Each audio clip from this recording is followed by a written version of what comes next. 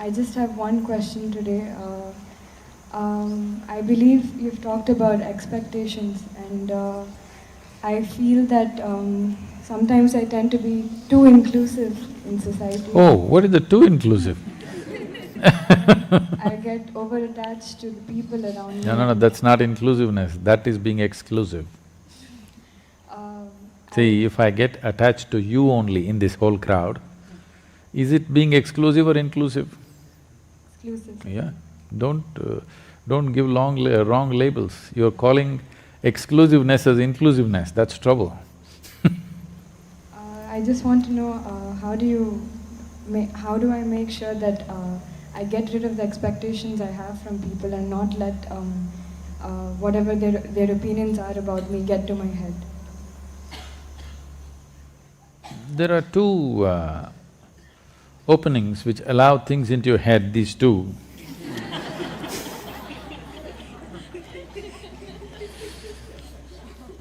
We can make Isha earplugs if you want.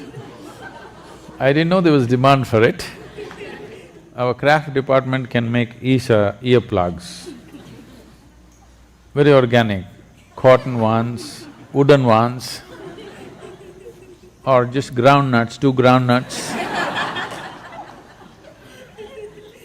High protein earplugs we can advertise.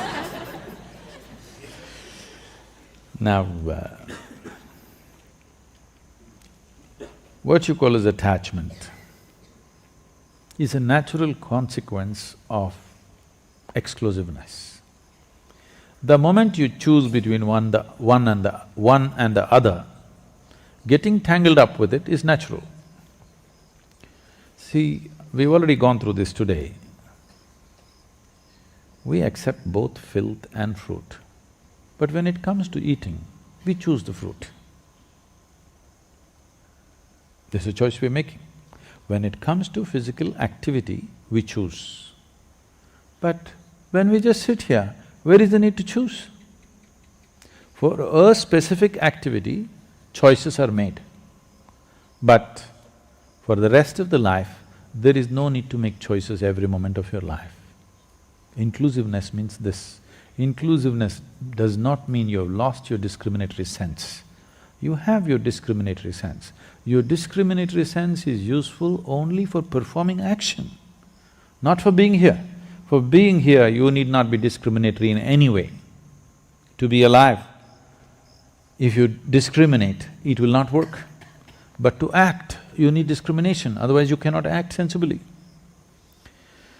So this problem of getting attached or overly attached to one will naturally lead to another consequence of having deep aversion to many others. See, to balance your so-called love with one person, you will have to have deep aversion to a whole lot of people. You can't stand them. Please carefully watch and see, this is how it's working. Whether you're… maybe those people with whom you have aversion, you may not notice it unless they happen to be around you.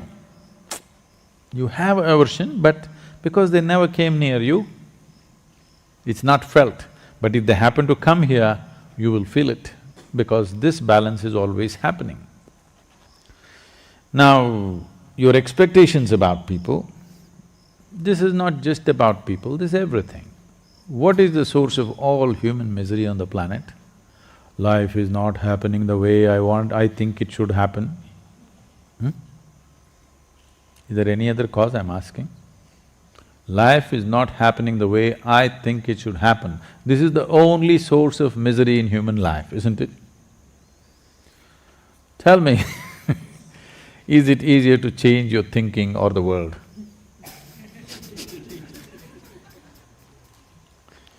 Changing your thinking is very easy, isn't it? And first of all, now, when what you think is so important for you, have you taken this faculty of thinking into your church? No, you're in a state of mental diarrhea. If everything that happens in your thoughts come true in your life, you're finished. Fortunately, they're not coming true. My blessing is, may your dreams not come true. Because the way you're dreaming, if all of it happens, you're finished. Because your expectation is coming from a very limited picture of life. If you want your life to yield in a maximum way, even in material life, I'm saying, in a maximum way, I'm not talking about some spiritual dimension, just in your material life, if you want to yield maximum in this world, no expectations. You know Shunya meditation? No expectations. No expectation does not mean you don't have an orientation. It is just that you don't… every moment you don't go about calculating, oh, I didn't get what I want, I didn't get what I want did not happen.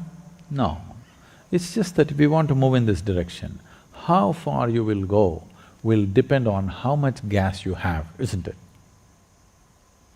And if you have expectation, you are wasting all your gas in simply revving up the engine all the time and you won't go far.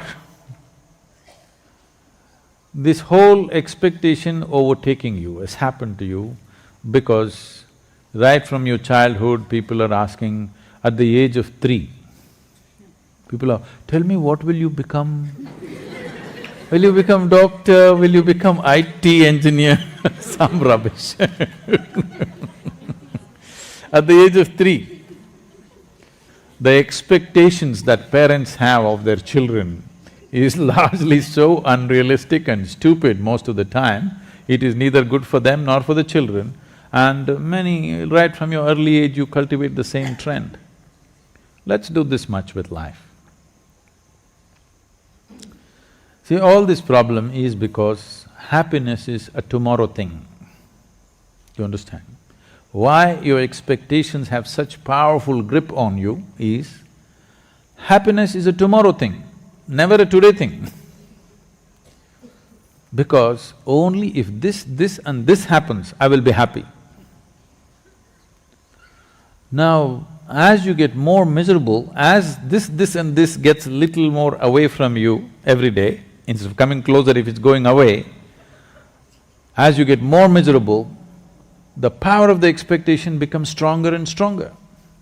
Right now, let's say you're really blissed out, but you want this to happen. We chased it, tomorrow instead of being closer, it's further away. It won't create any great amount of suffering, it will not. It will not create any suffering because you're joyful. So without fixing this, you're trying to do things in the world. Long time ago, it seems Krishna said, yogastaha kuru karmani. That means first establish in yoga, then act. But now you started your action in a mess, so you come to yoga. So we're trying to adjust this. You're still a young person, you do this much, forget about what you want in the world, from yourself, from the people, from the world. What you want, drop it. First establish this, that what happens within you is determined by you, nobody else but you. Just do this one thing, naturally you will choose to become pleasant. When you're very pleasant, still 10,000 things have not happened in my life. So what? With a joyful zest, I'll go after it. And the chances of fulfilling those expectations are far better. If they don't happen, who the hell cares anyway, because my experience of being here is wonderful whichever way. Without fixing the fundamental, we're trying to run away. We have not fixed this, but we are trying to take this somewhere. This is trouble. If you want to drive your car, you must see first it's properly fixed. 2 wheels are loose, it's on the jack. Now you try to drive, you know it's going to be a disaster.